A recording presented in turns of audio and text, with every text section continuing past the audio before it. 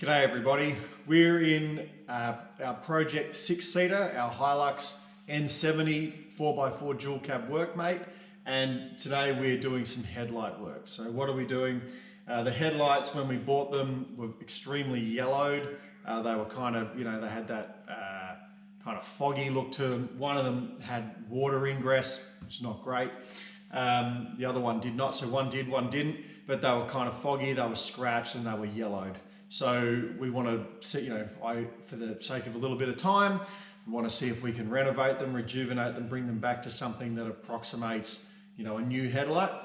And I think they've come up pretty well. So these were pretty yellowed and very, very scratched. Now, you can buy any number of headlight polish products on the market.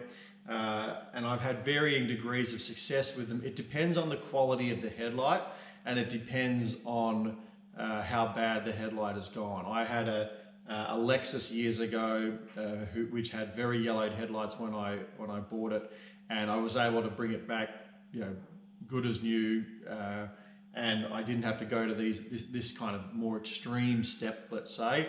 I was able to use it with a standard, headlight polish product, and it came up very, very well. But I've found with modern headlights it can present more of a challenge. So this is how I do it. So if you can use a mild polish, then that's great. Use that because that's going to be the safest, least abrasive.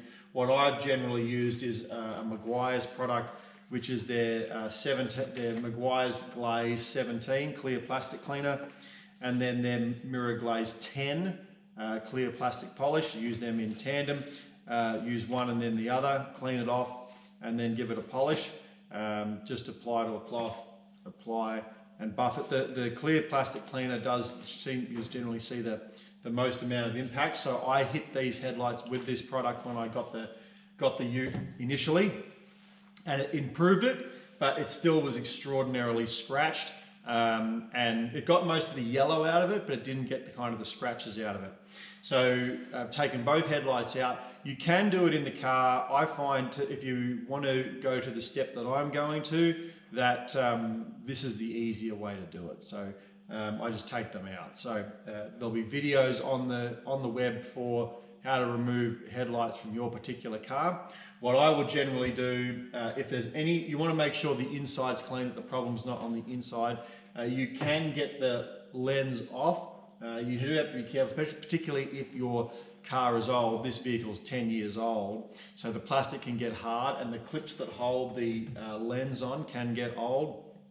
So if you try to lever them apart, they can snap, and then all of a sudden you've got a headlight that is going to definitely leak, and that's going to be a problem. What you're going to have to do is have to seal it and glue it back together again. You'll never get it apart again, and that might be acceptable to you.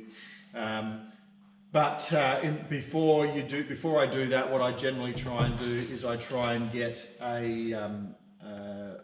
the inside clean, just to make sure there's nothing on the inside. This headlight here was leaking anyway, so it wasn't a hard decision to go and try and clean the inside. So I got some Armor all-purpose cleaner and just sprayed it all inside such that I could swish it around, that there was enough in there, and then got hot water, poured it in, swished it around, tipped it out, swished it around, tipped it out. It was surprising how much grit and debris came out of it. But we did get it clean. It's come up very well. I'm content that the inside is clean. And then carefully, with a fine outlet on my heat gun, turn the headlight upside down and put some hot air in it. A safer way than with a heat gun, you want to make sure the heat's turned down, because you can melt your headlight, or you could melt the housing if you're not careful. So it might be better to use something like a hairdryer, just to get a bit of heat in there, and then just leave it sit until the moisture evaporates out. This one here was leaking. Generally, when a headlight's leaking, I've found it leaking around where it seals together, where the clips hold it together. And what I've done is got like a mastic or a Sikaflex type product, and then just run a bead of it around the seal. And that's sealed it up pretty good. No more leaks. I've had good success with that. In this case, that's not what's happened. There's two pieces missing off the bottom of it, and so it's not where the headlight is visible. It's not where the reflector is, it's underneath it. Underneath the housing, there's two chunks missing, so there's been some sort of impact or something. The front of the vehicle looks fine, but there is a part where the bumper has been pushed in a little bit, and we're fitting a bull bar anyway, so it's not a big deal, but the bumper has had some sort of minor impact, and it seems it's pushed onto the bottom of the headlight right on the ideal spot to get that, and it's just cracked a piece on the corner off. It's just a small piece. So we've sealed that up with some Sikaflex. That'll take a while to dry because it's quite thick, but that'll seal it, and that will stop any future water getting in, but that's clear where it's getting in. So no need to seal it anywhere else, but that will fix it up. And then we've bought a set of new headlight globes which we've put in it, and they just in passing, they're Nava 48382BL2, and they come with your high intensity bulb and your little barb bulb for your Parker as well. So the Parker and the headlight will match. These are ADR approved. Watch for our other video just on headlights, particularly regarding LED headlights and ADR approval and ADR compliant. Watch out for that. That will explain why we haven't gone with LEDs in this headlight. And this is we're not spending huge amounts of money on this truck, so we're not upgrading the whole headlight or anything. The headlight's fine. The finish inside, the reflective material is fine. It was just the outside. So long story short, how did we get it so clear after the standard headlight polish didn't really get it to where we wanted to? Well, what we did is we hit it with the sander polisher with a buffing wheel, with a wool buffing wheel. So my Hitachi sander polisher, which I use for polishing cars generally, with a wool buffing wheel, and then use some cutting compound. So not cut and polish, this is actual cutting compound. This is stuff you do want to be quite careful of if you're buffing your car, because you can buff right through your paint. It's a lot more aggressive. It's a lot more gritty. So with a headlight, my advice with anything like this is always to test first. You'll find a piece of clear plastic that is not visible from the front of the car. It'll be hidden behind the fender. That's the part to test first. Yep, doesn't abrase, doesn't scratch it. I've done a bunch of buffs on this and very happy with how it's come up. It's got the yellows come out of it, all apart from some associated trim here, which you can't see from the front of the car.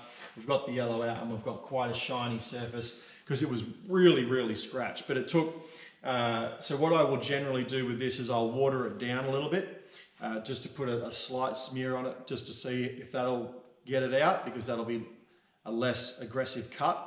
If that didn't work, and in this case it doesn't, then I'll start to put thicker coats of cutting compound on it and buff it off. And just do light coat, buff it off. No, not hard enough. Put a light coat on, buff it off. No, it needs to be a bit more aggressive. Buff it off. Yep, okay, that looks better. Buff it off. I've done probably half a dozen buffs on this, and it's got to the stage where it's clear. Most of those scratches out. There's some pitting in it still. You're going to get that. Rocks have hit it over time as it's driven along. Someone's flicked something up. It's hit the headlight. It hasn't cracked it because it's a plastic lens, but it does have some pitting in it.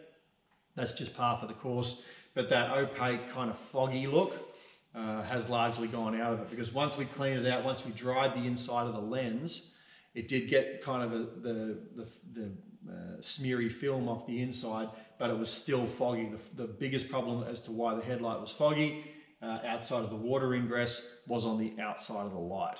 So this was required to get it back, and it's come up really, really well. So I've done this on a bunch of cars. You can do it on the car.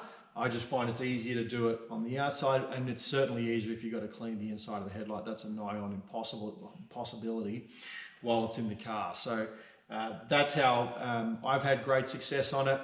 After a while, you'll kind of look at your headlight and you'll go, okay, well, this is, it's pretty yellowed, it's pretty pitted, it's pretty scratched up. I'll just jump straight to it, clean it up as best as I can, wash it down. You don't want to be doing this with a dirty headlight. Do clean it first, because you don't want grit on the headlight while you're buffing, because you'll just scratch it further. You want to get it perfectly clean and then use your buffing compound with a buff wheel. You know, this is a big sander polisher.